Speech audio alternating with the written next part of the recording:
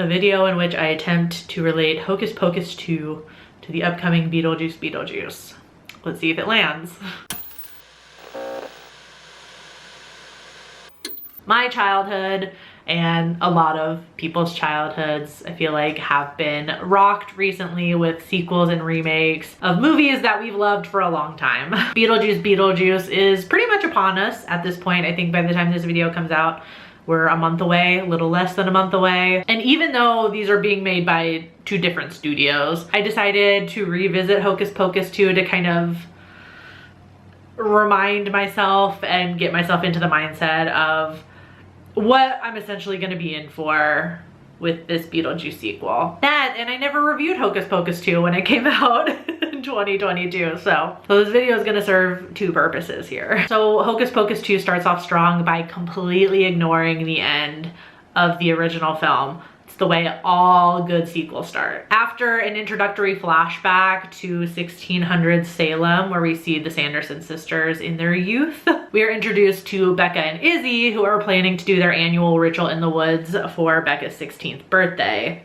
Becca receives a gift candle from Gilbert, who runs a part metaphysical, part Sanderson sisters merch shop in the original Sanderson cottage. So Gilbert knowingly gives the girls a black flame candle, and they inadvertently resurrect the Sanderson sisters again. But wait, didn't the sisters explode at the end of the first movie? Yeah, I specifically remember Winnie saying something about if they didn't find the book, brew the potion, and suck the lives out of the children of Salem before sunrise. Miss Curtains, we evaporate. We cease to exist. Right, so I guess we're suspending our disbelief for that one. But when the sisters are resurrected, they immediately burst into song, which on first watch, I cringed so hard. But then I was like, maybe they're trying to go for a meta thing. And throughout the movie, there are a smattering of self-reflective jokes, like here and there, including a bit where there's a couple actually watching the first film, which I don't really know.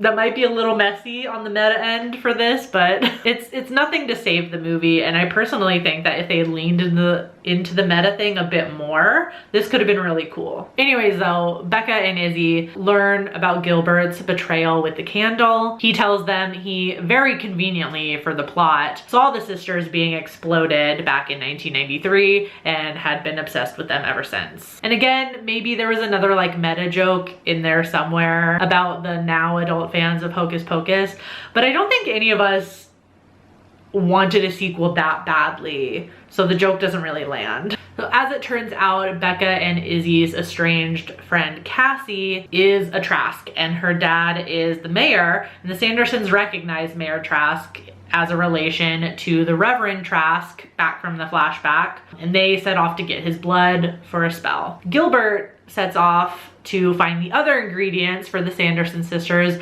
which leads him to Billy as one of the ingredients, and they end up kind of having a buddy adventure moment trying to find all these ingredients. And then Becca and Izzy try to find Cassie to warn her that her father is in danger. Hijinks and reheated jokes ensue. Eventually this all culminates in the Sandersons getting the ingredients they need, and they try to do a spell to give them maximum power so that they won't have to worry about brewing any potion and eating souls in order to stay alive. So the spell comes at a cost, the cost of Mary and Sarah. And then we get a bizarre moment of sincerity from Winnie before she is eventually sent to be with her sisters because she can't bear to be without them, which is really sweet. But I feel like that scene and the flashback, in a sense, are meant to humanize the Sanderson sisters in a way that I don't necessarily think was needed.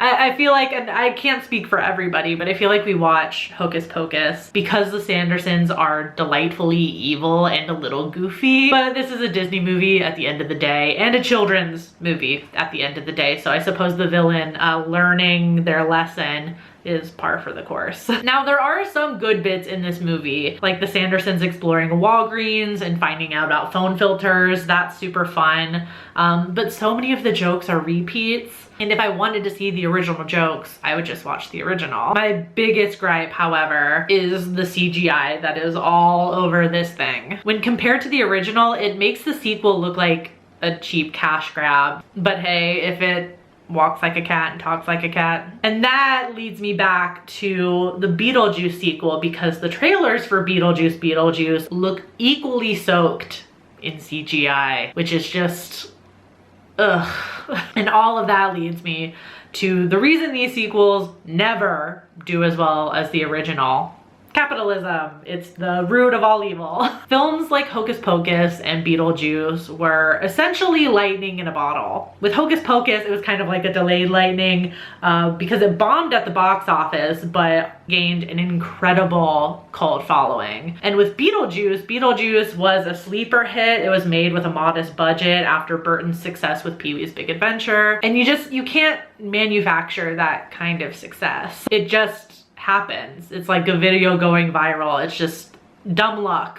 Essentially, it's the right place, the right time. And movie studios, in order to make as much money as possible, try to mass produce this success, which is just not possible. It never ever works. And not only does it never ever work, but fans can see right through it. And hey, I think I successfully related Hocus Pocus 2 and Beetlejuice Beetlejuice. And I think ultimately I'm just gonna end up referring to this video when Beetlejuice Beetlejuice eventually comes out. So let me know your thoughts on these sequels in the comments. How are you feeling about the Beetlejuice sequel coming out? I just saw a new trailer at the movies and it's making me feel worse about what we're about to see. So I'd love to hear your guys' thoughts in the comments. I will see you soon with new videos and more new movie reviews, all the way leading up until Beetlejuice Beetlejuice, like every weekend, man. So until then, stay strange. Bye.